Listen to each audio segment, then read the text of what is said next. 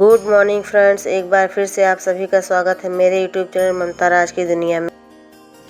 तो गाइस, आज है दूसरा दिन और हम लोग जा रहे हैं विंध्याचल माता जी के दर्शन करने। तो चलिए, सब लोग तैयार हो गए हैं। सुबह के 5:30 बज रहे हैं। हम लोग 2 दिन से इसी समय पे कल इस समय घाट पे पहुंच गए थे। 2 दिन से इसी समय पे जग रहे हैं हम लोग। अभी अपने ऑटो का वेट कर रहे हैं, फिर चलेंगे, ऑटो आ जाएगा तो। दोस्तों, रिक्शे वाले भैया आ गए हैं और हम बनारस से मिर्ज़ापुर के लिए निकल चुके हैं विंध्याचल माता के दर्शन करने। बोलो विंध्याचल मैया की जय।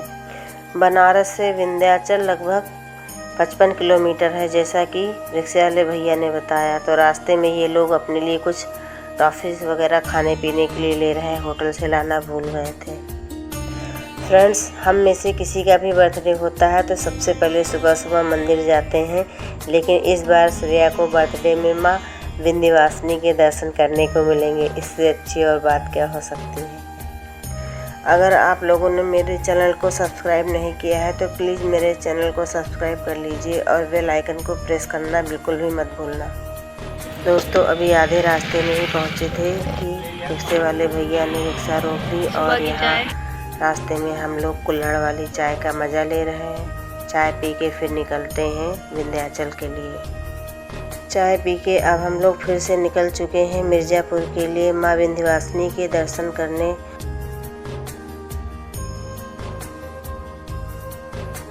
विंध्याचल पहुंच गए हैं। ऑटो को स्टैंड में लगा के अब हम मंदिर की तरफ बढ़ रहे हैं।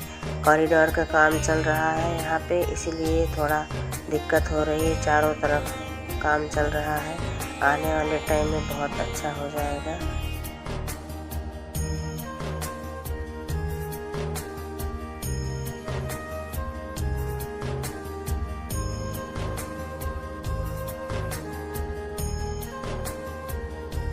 अब हम पहुंच गए हैं एक पूजा की दुकान पर, जहां से हमें प्रसाद लेना है।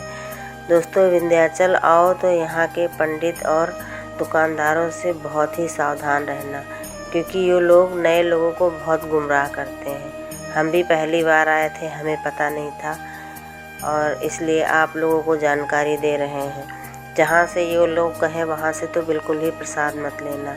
ऐसा गुमराह करेंगे कि आप लोग समझ ही नहीं पाएंगे कि आपके साथ हो क्या गया। और ये लोग शॉर्टकट दर्शन कराने के बहाने आपसे पैसे मांगेंगे। पहले नहीं बताएंगे, बाद में पैसे लूटते हैं, लेकिन ऐसा कुछ नहीं, कोई शॉर्टकट नहीं है अंदर। बहुत ही सकरा सा एक ही रास्ता है जहाँ से माता के दर्शन होते हैं। प्रसाद ले लिया है हमने और निकल चुके हैं माँ विंध्यवासिनी के दर्शन करने।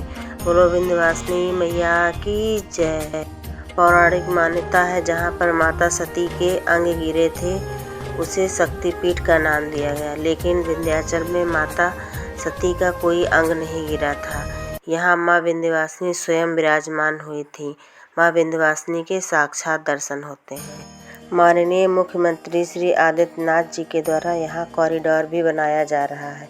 आने वाले टाइम में माता के दर्शन करना बहुत आसान हो जाएगा।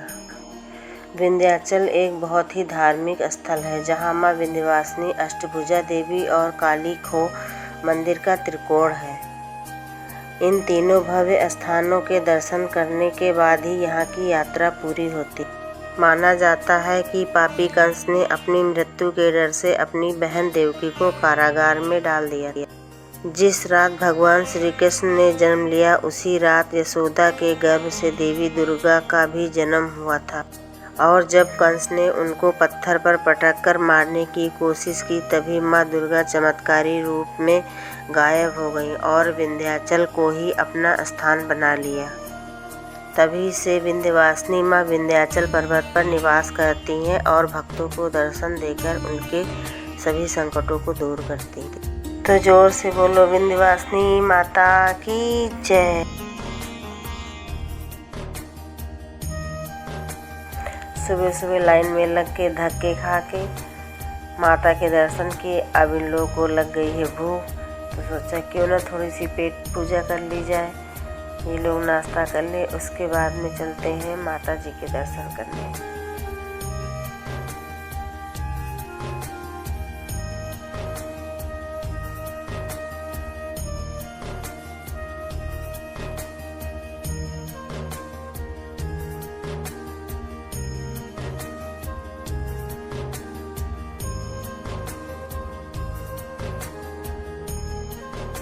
हम लोग आ गए हैं गंगा मैया को देखने के लिए। इतना सुंदर लग रहा है। ऐसी बात नहीं है, इसमें हाँ, यहाँ पे हम लोग बोट पे भी जा सकते हैं शायद क्योंकि पानी का बहाव बहुत तेज है। चलिए आपको दिखाते हैं। हाँ दिखाते, चक्कर में तुम। वहाँ पीछे मंदिर के पास से ही विंध्यवासिनी घाट भी था, लेकिन कॉरिडोर का काम चल रहा है इसलिए वहाँ नहीं जा सके क्योंकि रास्ता रोक दिया गया है और नदी में पानी भी बहुत ज़्यादा है, नाव भी नहीं चल रही हैं, इसलिए टैक्सी स्टैंड के पास से आप लोगों को माँ गंगा के दर्शन करा रहे हैं।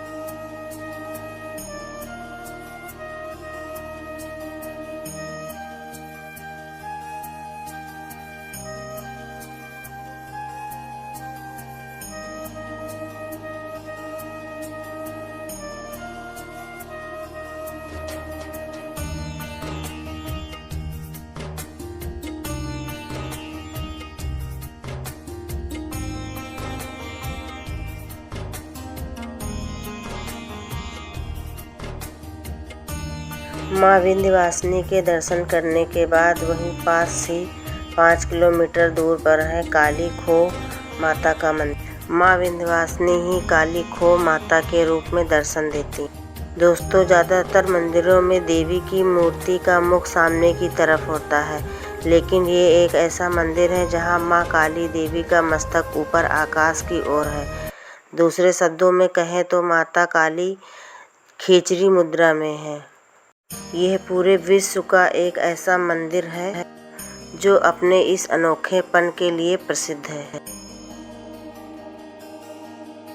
सावन का महीना चल रहा है, भक्तों के लिए यहाँ झूला भी डाला गया है, तो क्यों ना झूला का मज़ा लिया जाए। इन दोनों ने सोचा और झूला झूलने लगे।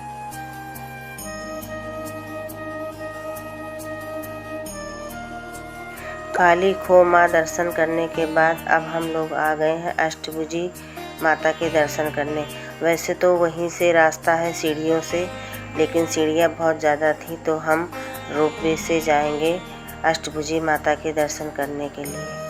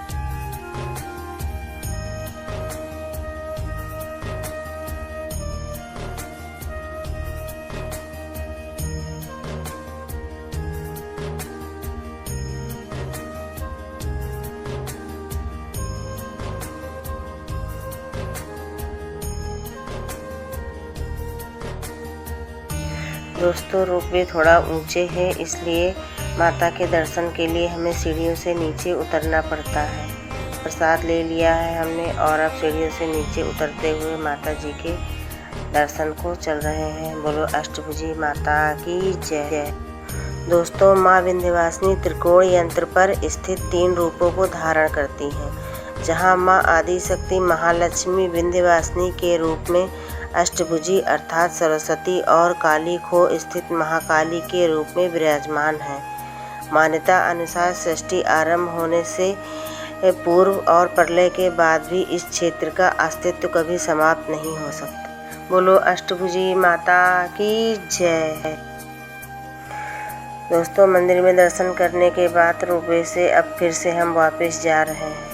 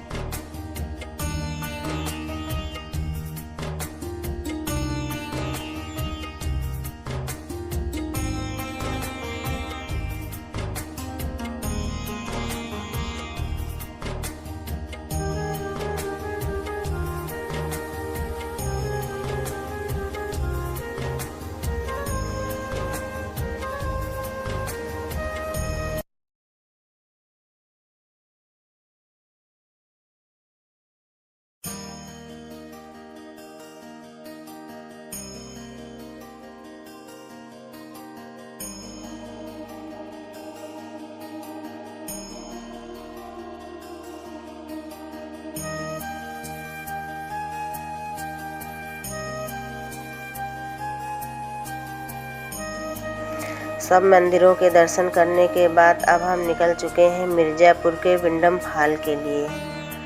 रास्ते में बच्चों को भूख लग गई, यहाँ पे खाना पीना खा के उसके बाद निकलेंगे, क्योंकि जहाँ पे विंडम फॉल है वहाँ पर खाने पीने का कुछ ज़्यादा सामान नहीं मिल पाएगा, इसलिए खाना खा के यहीं से निकलेंगे ये लोग।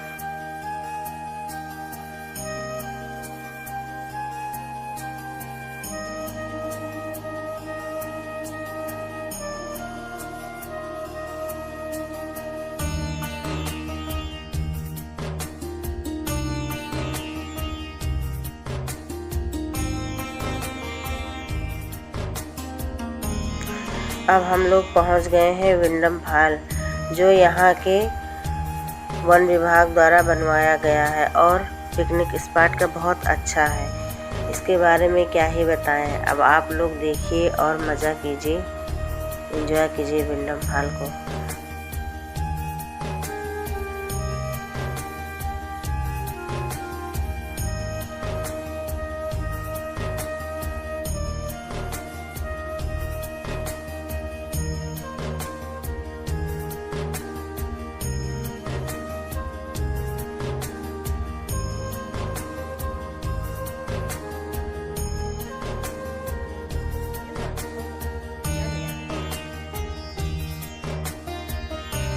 ये है मिर्ज़ापुर का विंडम फॉल। अभी हम ऊपर खड़े हैं, बच्चे नीचे पहुंच गए हैं। ये श्रेया देखने में बहुत ही सुंदर है। दोस्तों इस बार बारिश बहुत कम हुई है, इसलिए झरना कम गिर रहा है। वैसे बारिश के दिनों में यहाँ बहुत भीड़ रहती है और नज़ारा देखो, बहुत ही सुंदर नज़ारा है।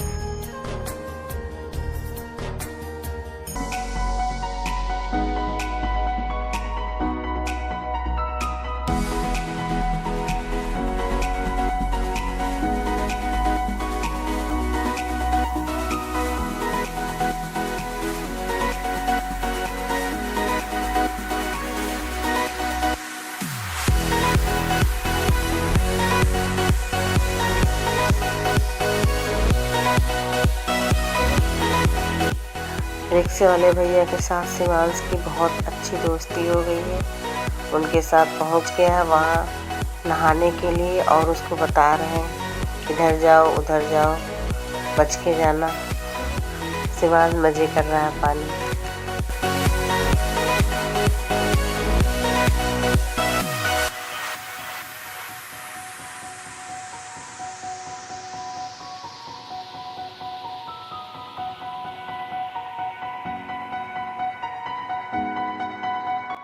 इतनी ही देर में शिवांश की शरारतें भी भैया को समझ में आ गई हैं। ये बार बार उसको बता रहे हैं बेटा ऐसे मत करो वैसे मत करो, और शिवांश कहाँ मानने वाले, अपनी हरकतों से कहाँ बाज आएंगे। पानी में उधम काट रहा है। मजबूरी में फिर राज को भी जाना पड़ा, जबकि वहाँ पे गहरा गड्ढा है। डर लग रहा था, शिवांश को संभालने के लिए कोई चाहिए।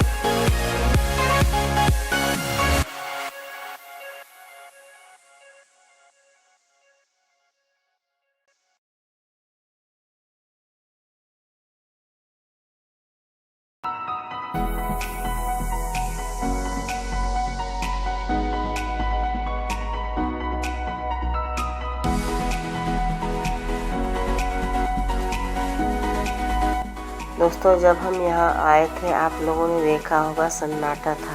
अभी यहाँ पे शाम होने लगी, इसलिए भीड़ भी इकट्ठा होने लगी है और बहुत काले घने बादल हो गए। बारिश भी आने वाली है, हल्की हल्की बूंदें पड़ रही हैं। इसलिए अब हम लोग निकल चुके हैं बनारस जाने के लिए, क्योंकि शाम को श्रेया का बर्थडे भी सेलिब्रेट करना है हमको।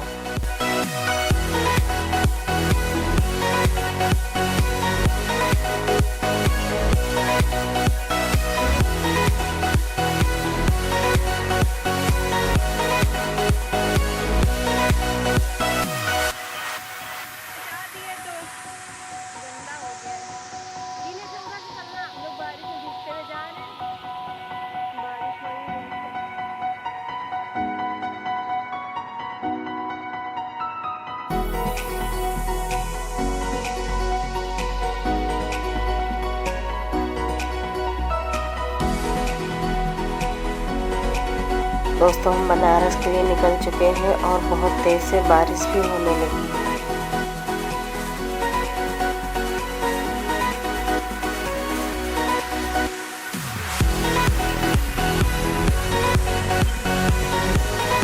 दोस्तों ये है रामनगर का किला। इतना ही वीडियो आप लोगों को बाहर से दिखा रहे हैं, अंदर का वीडियो नहीं दिखा पाए हैं।